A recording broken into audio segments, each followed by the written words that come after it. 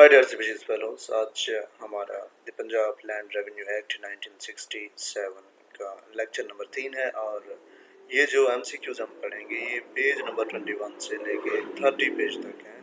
और दोबारा आपसे ये रिक्वेस्ट है कि अगर आप वाकई में चाहते हैं कि आपकी एक अच्छी तैयारी हो, तो साथ साथ अपने जो नोट्स हैं, जो लॉज हैं, उनके हार्ड फॉर्म में कॉपी करवा के अपने सामने रखें और ये एमसीक्यूज भी और पॉइंट्स पे निशान लगाते जाएं।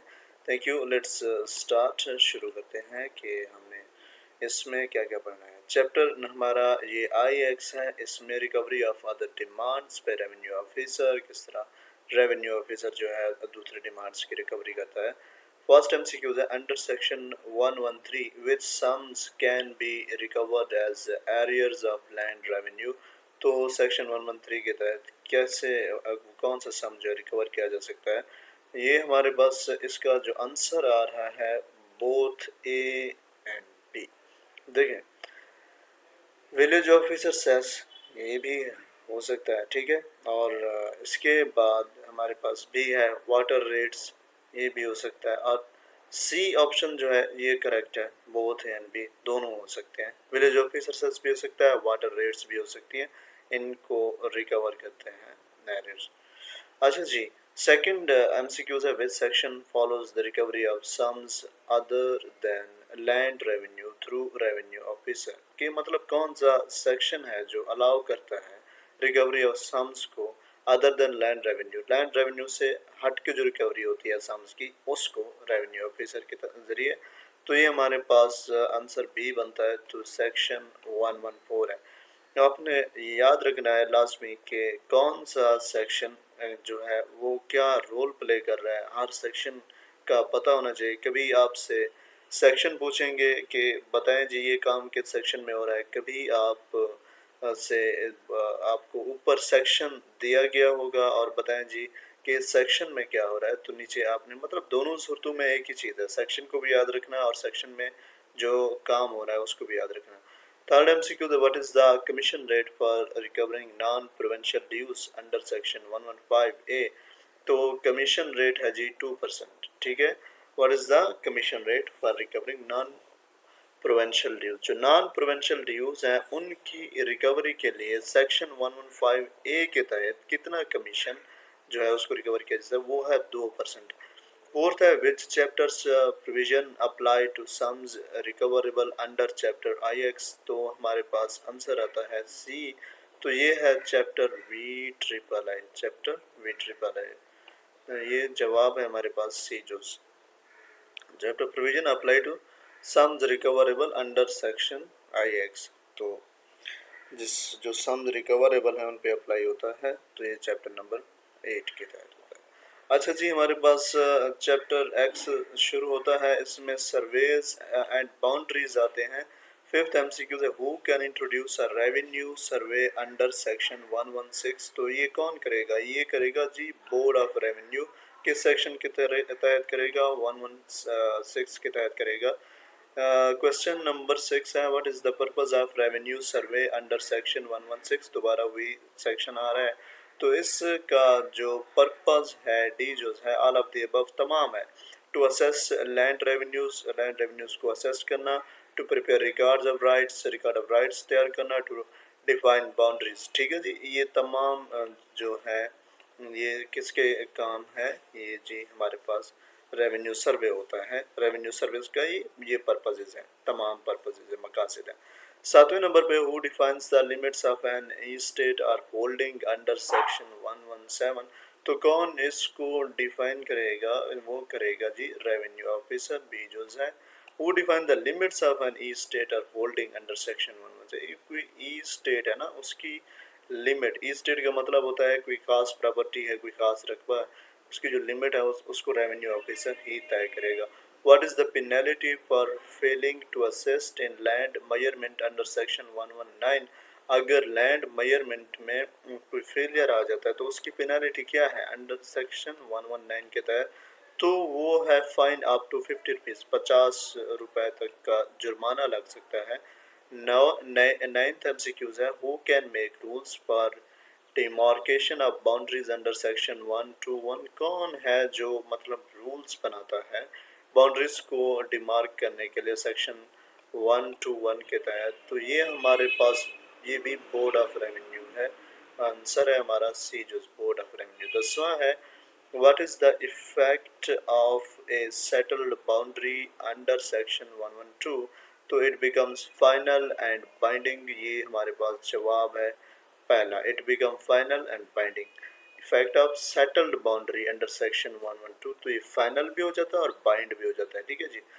और 11वां सवाल है हमारे पास, who fixes a permanent boundary between riverain states under section 121? कौन परमानेंट बाउंड्री को फिक्स करेगा? तो ये करेगा जी हमारे पास कलेक्टर फिक्स करेगा।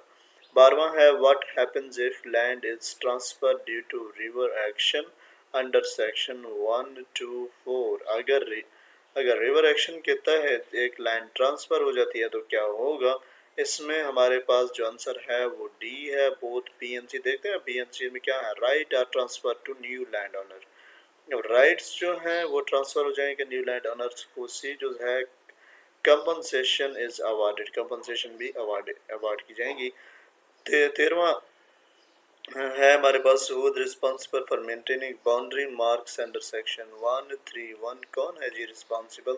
तो ये लैंड ऑनर है।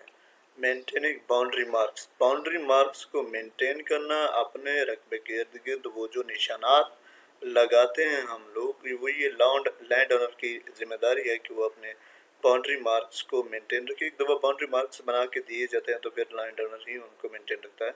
14वां है what is the penalty for destroying a boundary mark under section 134? अगर लैंड ओनर ने बाउंड्री मार्क्स लगाए, अगर अब पहले से रेवेन्यू वालों ने बाउंड्री मार्क्स लगाए, लैंड ओनर ने उनको मेंटेन किया, अब उनको डिस्ट्रॉय किया जा रहा है, तो पेनल्टी क्या होगी? तो हमारे पास फाइन अप टू 500 500 तक जुर्माना लग सकता है।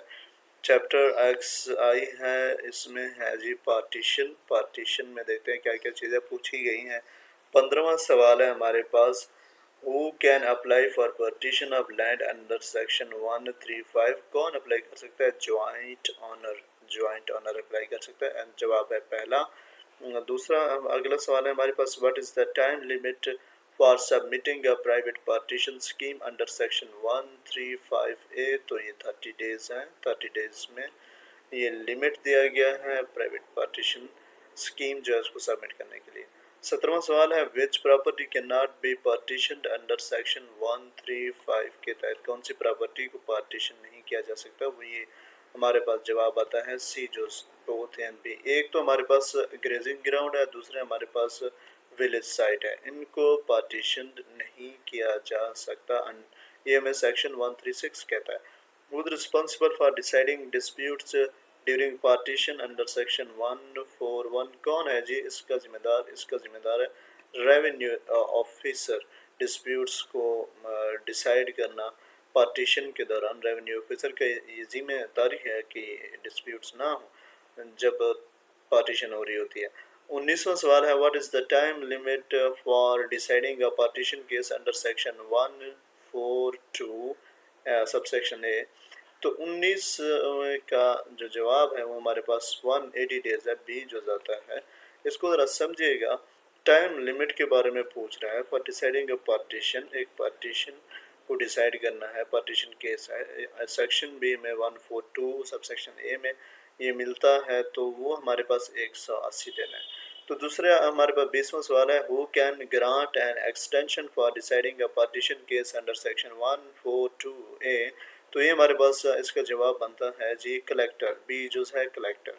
दूसरा हमारे पास अगला सवाल है, what happens to revenue distribution after partition under section 144? तो ये हमारे पास इसका जवाब बनता है ए, it is determined by the revenue officer, it is determined by the revenue officer। 22, who prepares the instrument of partition under section 145? तो ये भी हमारे पास रेवेन्यू ऑफिसर इन इंस्ट्रूमेंट को प्रिपेयर करेगा। नेक्स्ट क्वेश्चन है, what is the time limit for delivering possession after partition under section 146? कि 3 साल में पोजेशन को डिलीवर किया जाए ई स्टेट को पार्टीशन के बाद उसको डिलीवर करना होता है। 24 है, who can affirm a privately affected partition under section 147। तो जी हमारे पास इसका जवाब है एजूस, और वो है revenue officer, who can affirm a privately affected partition under section 147। अब हमारे पास चैप्टर शुरू होता है एक्स डबल आई, आर्बिट्रेशन है इसका नाम। और 25 MCQ है, who can refer a dispute to arbitration under section 151। तो ये भी रेवेन्यू ऑफिसर रेफर करेगा। 26 है, what is the maximum number of arbitrators each party can nominate under section 152। तो ये 2 आर्बिट्रेटर नॉमिनेट हो सकते हैं, हर पार्टी कर सकता है। 27 है, who can substitute an arbitrator under section 154 sorry. तो ये कौन करेगा? पार्टीज टू द डिस्प्यूट, जिन पार्टीज में डिस्प्यूट चल रहा है उनको वही करेंगे, आर्बिट्रेटर को सब्सटीट्यूट करेंगे। What is the effect of an arbitrator's award under section 159? तो ये हमारे पास डी इसका जवाब बनता है, बी एंड सी है। It can be modified by the revenue officer, revenue officer इसको मॉडिफाई कर सकता है। इट कैन बी अपील्ड, इसको अपील भी किया जा सकता है। ठीक है जी। नेक्स्ट क्वेश्चन है, which act does not apply to arbitration under this chapter? तो ये हमारे पास आर्बिट्रेशन एक्ट 1940 अप्लाई नहीं हो सकता। 19 ये जी नहीं हो सकता। ठीक है, इसका जवाब हमारे पास आ रहा है, एक मिनट, क्या हो गया इसका, arbitration act 1940। Dear Species Fellow, if you want these files, you can contact me on this number. You can WhatsApp me. Also, you can leave a comment on this email by using this address. Okay, and next question, next chapter है appeal, review and revision. Chapter X triple I है appeal, review and revision. Next MCQ है, what is the time limit for filing an appeal to the collector under section 162? तो ये हमारे पास 30 days बनते हैं। ठीक है जी।